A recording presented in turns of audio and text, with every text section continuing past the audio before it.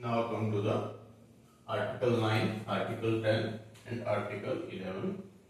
All these articles related to Part 2, Citizen of India. Now come to Article 9. Article 9 tells about the abandonment of citizenship.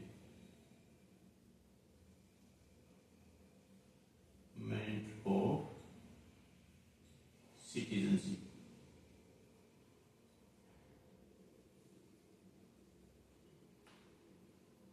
This is not for the acquiring of the citizenship. Article 9 tells persons voluntarily acquiring citizenship of a foreign state not to be a citizen. जो व्यक्ति अपनी इच्छा से भारतीय किसी अन्य देश की नागरिकता ले लेता है वो भारतीय नागरिक नहीं रहेगा. No person shall be citizen of India by virtue of Article 5 or be deemed to be a citizen of India by virtue of Article 6 or Article 8 if he has voluntarily acquired the citizenship of any foreign state. तो अनुच्छेद 9 हमें बताता है कि कोई भी व्यक्ति जिसने अपनी इच्छा से किसी अन्य देश की नागरिकता स्वीकार कर ली हो वो अनुच्छेद 5 या अनुच्छेद 6 या अनुच्छेद 8 की किसी भी विधि से भारतीय नागरिक नहीं रह पाएगा. Now come to the Article 10, continuance of the rights of citizenship.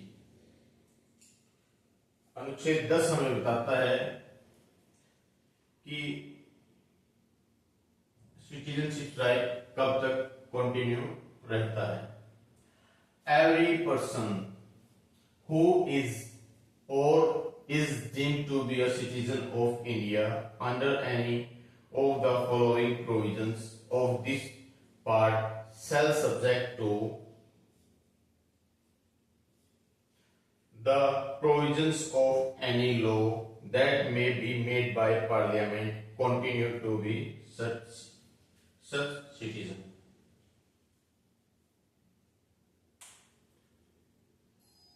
अनुच्छेद 10 हमें बताता है कि कोई व्यक्ति जिसको भारत का नागरिक मान लिया गया है तो वो भारत का नागरिक तब तक रहेगा जब तक पार्लियामेंट किसी भी विधि से उसको भारत का नागरिक बना सकती है.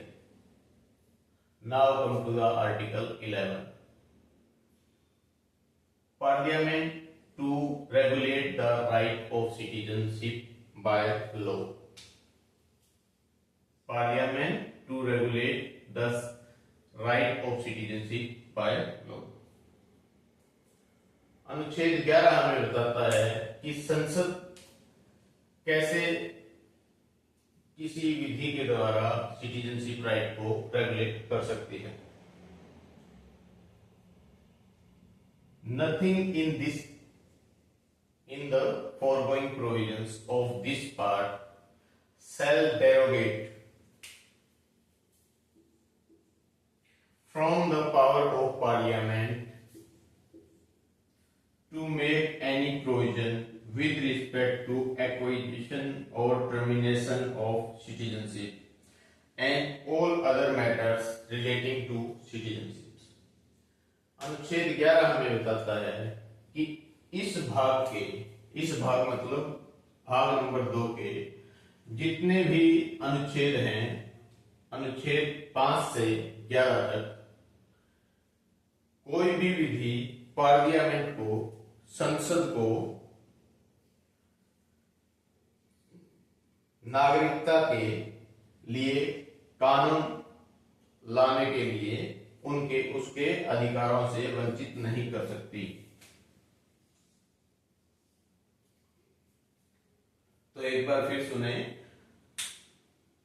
अनुच्छेद 11 हमें संसद की शक्तियों के बारे में बताता है, जो कहता है कि पार्ट 2 के किसी भी विधि से अलग अगर संसद चाहे तो कोई भी विधि लाकर सिटीजनशिप एक्ट में चेंज कर सकती है या किसी को सिटीजन बना सकती है। तो ये जितने भी अनुच्छेद हैं संसद के ऊपर कोई बाउंडेशन नहीं लगाते, ना ही उसकी शक्ति को कमजोर करते हैं।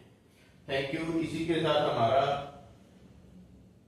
भाग 2 अनुच्छेद 5 से 11 नागरिकता का पार्ट समाप्त होता है। This is the end of the part 2 article 5 to 11 citizenship. We will meet in the next video.